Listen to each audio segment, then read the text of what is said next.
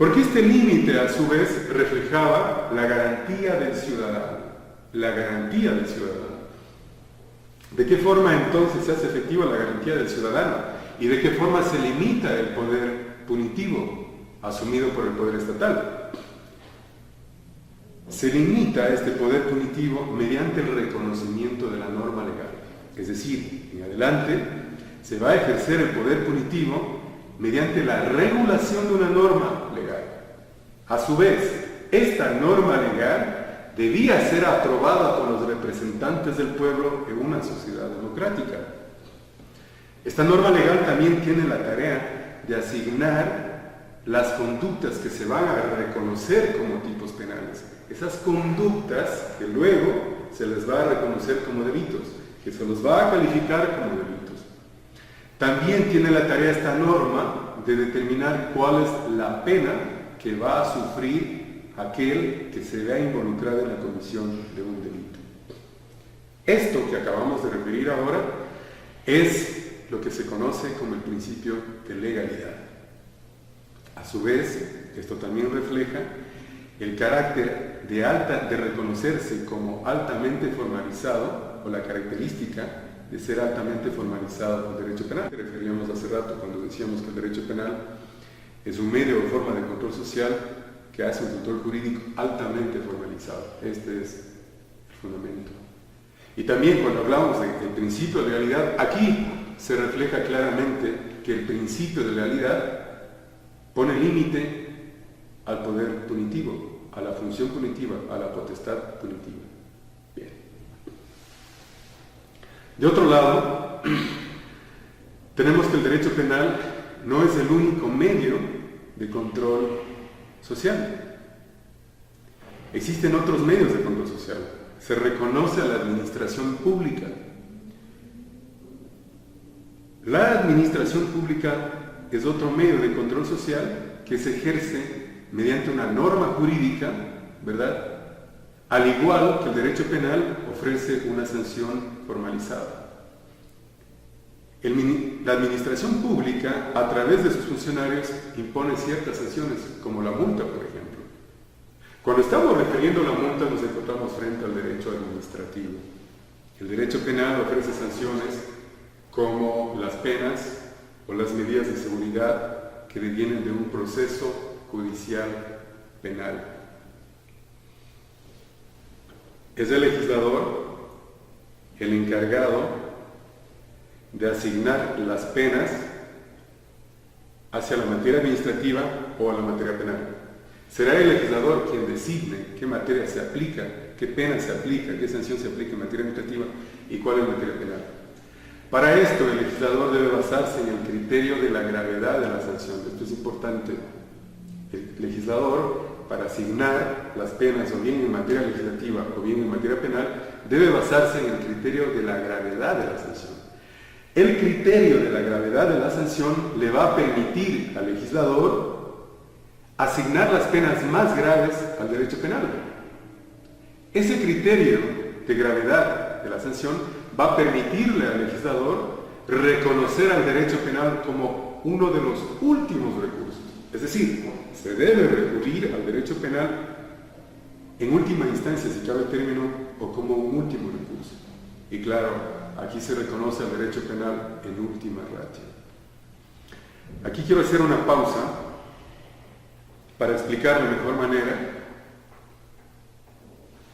esta delimitación en cuanto a la imposición o a la sanción o al reconocimiento de la sanción, ya en materia administrativa como en materia penal. Y es que en este caso estamos refiriendo a los principios de lesividad y al principio de subsidiariedad. El principio de lesividad y el principio de subsidiariedad. Esto es muy importante, porque estos principios, o esto que hemos referido ahora, esa tarea que tiene el legislador de basarse en el criterio de la gravedad de la sanción y asignar las penas más graves al derecho penal y las menos graves al derecho administrativo. Y claro, cuando referimos al principio de lesividad y subsidiariedad, también podríamos sumar otros principios. El principio de fragmentabilidad, refractabilidad, residualidad, ¿no? ¿Y por qué referimos a estos principios? ¿Y por qué se considera la importancia de esto? Porque esto precisamente es lo que hace parte del derecho penal mínimo. Eso que tantas veces se escucha repetir cuando se dice el derecho penal mínimo. Claro, ese derecho penal mínimo es el que determina que en última instancia debe recurrirse al derecho penal. Se dice el derecho penal fragmentario, refractario y residual. Y claro, sumado a esto los principios de lesividad y subsidiariedad. ¿Y por qué tiene gran importancia el principio de lesividad y el principio de subsidiariedad? Ojo con lo que voy a referir ahora. El principio de lesividad tiene una gran importancia porque lo que hace es aleccionar el grado de lesividad del bien jurídico. Es decir, no todas las conductas que lesionen de forma grave el bien jurídico van a atribuirse o van a volver necesaria la intervención del derecho penal para procesar esa conducta. Solo aquellas conductas que lesionen el núcleo fuerte del bien jurídico serán las que se designen para el derecho penal. Y aquellas que lesionen el bien jurídico, pero no se aproximan a lesionar el núcleo fuerte del bien jurídico, serán aquellas que deberán ser procesadas, por decir en el caso, en materia administrativa.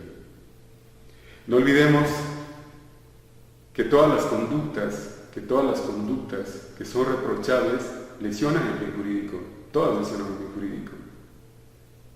Pero la diferencia está en el grado, a la medida en que lesiona el bien jurídico. Entonces es importante que se tenga claro que las conductas que lesionan el núcleo fuerte del bien jurídico son las que van a volver necesaria la intromisión del derecho penal para procesar estas conductas. En últimas, entonces, lo que hace el principio de lesividad es aleccionar el grado de lesividad de la conducta al bien jurídico. Lo que hace es advertirme el grado de lesividad de la conducta del bien jurídico. Y el principio de subsidiariedad actúa de forma consecuente con el principio de lesividad. ¿Por qué? Porque será el principio de subsidiariedad el que me alecciona cuál es la materia que se va a aplicar en ese caso concreto y dependiendo de la lesividad. Por decir entonces, si la conducta ha llegado a lesionar suficientemente el bien jurídico, se ha adentrado al núcleo fuerte del bien jurídico, el principio de subsidiariedad es el que me determinará que el derecho penal es el que tiene que volverse necesario para procesar esa conducta. Y viceversa, si la conducta no ha lesionado suficientemente el bien jurídico, ese principio de subsidiariedad es el que me aleccionará la materia que debe procesar esa conducta. Bien, también tenemos otro tema muy importante que es el deslinde del derecho penal con el derecho administrativo. Aquí surge una discusión de legge data y legge ferenda. Legge data, el derecho vigente, eso significa legge data, el derecho vigente, el derecho que está en rigor, el derecho que actúa, el derecho que se reconoce al momento presente. Ese es de legge data, como está en la actualidad del derecho. Y de legge ferenda, en cambio, es el derecho deseable, ese derecho del futuro, ese derecho que mediante las propuestas de reformas puede llegar a pensarse en un futuro que una reforma se reconozca como derecho, lo que hablábamos hace rato, los proyectos de ley que tienen algo de jurídico pero no tienen en sí el derecho, sino cuando se adapta a la realidad. Esto es de legge data y legge ferenda. En este tema lo que se pretende es discernir, determinar la diferencia entre la sanción administrativa y la sanción penal. La diferencia es en razón del órgano a imponer. La diferencia está dada en razón del órgano a imponer. Es decir, si cuando se impone una sanción interviene un órgano administrativo, ¿verdad? Por decirlo, si esa sanción deviene de una alcaldía o del alcalde, esa es una sanción administrativa. Si en la imposición de una sanción interviene un órgano judicial, donde se reconoce la existencia de una sentencia que ha sido expedida por un juez, nos encontramos frente a una sanción penal, ¿verdad? Ahí tenemos la diferencia de la sanción administrativa y la sanción penal, es decir, es en razón del órgano llamado a imponer. Ahora bien, al derecho penal, al derecho administrativo, se le prohíbe constitucionalmente imponer sanciones penales. ¿Sí? El derecho penal obviamente resuelve e impone sanciones penales. Pero hay una sanción que se reconoce en las dos materias, y esta es la multa. Aquí sucede algo curioso, y sobre la base de esto surge la discusión de ley referenda.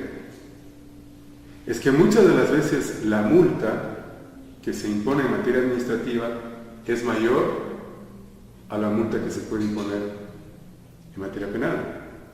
Entonces la pregunta es, ¿por qué surge una discusión de ley referenda?